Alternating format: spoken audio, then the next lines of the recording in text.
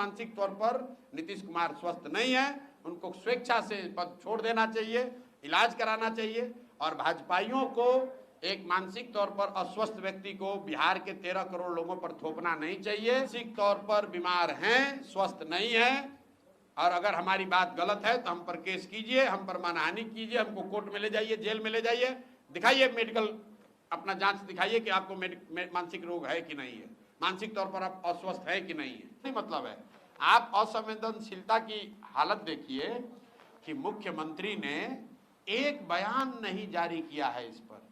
एक निर्भया का मामला हुआ था, पूरा देश हिल गया, पूरा देश हिल गया।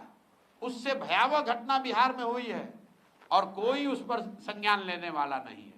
पीएमसीएच के सुपरिटेंडेंट को हटा दिए, बस बात हो गई।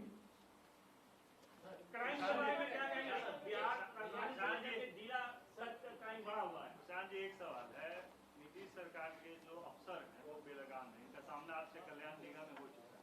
हमारा भाई हमसे क्या सामना करेंगे?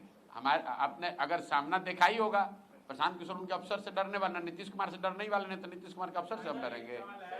देखिए, बात यह है कि जब जिस सरकार का मुखिया शारीरिक और मानसिक तौर पर उस पद के लिए फिट नहीं है तो यही होगा। मान लीजिए कि आप सेना में लड़ने गए हैं और आप फिजिकली फिट नहीं हो तो आप लड़ पाएंगे? बिहार के मुख्यमंत्री के तौर पर नीतीश कुमार शारीरिक और मानसिक तौर पर फिट नहीं है उस पद पर रहने के लिए। और ये बात हम डंके की चोट पर कह रहे हैं, कैमरे पर दावा कर रहे हैं कि अगर है दम तो मेडिकल सर्टिफिकेट जारी कर दीजिए। तो लोग, हम कोई किसी पर इल्जाम लगाते हैं तो कहता है कोर्ट में ले जाएंगे। हम नीतीश कुमार में दम है तो हमको कोर्ट में ले चले कि वो मानसिक तौर पर स्वस्थ है। हम कह रहे हैं कि मानसिक तौर पर ये आदमी स्वस्थ नहीं है, गंभीर बीमारी इनको है, और अगर हम गलत बोल रहे हैं तो हमको कोर्ट में ले चलिए, मानहानि कीजिए, हम पर केस कीजिए। नीतीश कुमार गंभीर मानसिक बीमारी से जूझ रहे हैं, वो मुख्यमंत्री पद पर रहने के स्थिति में नहीं है।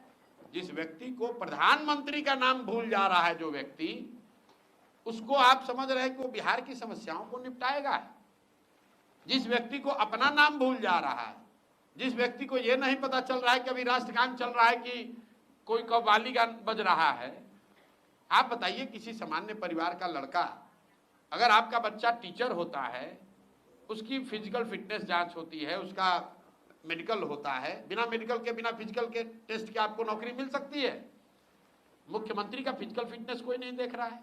और हम तो आपको कह रहे हैं, उनका एक मंत्री है, उगाही मंत्री, हमको कल कोर्ट में केस किया है हमारे ये कहने पर कि भाई समाज में चर्चा है कि इसने अपने बेटी का टिकट पैसा देकर खरीदा है, ये कहने पर जाके केस किया है।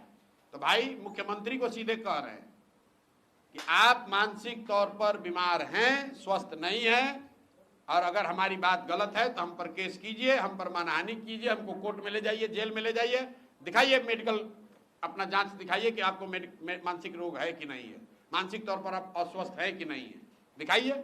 अगर नहीं है तो कल आप हम पर केस कीजिए। इसमें डरने की क्या बात है?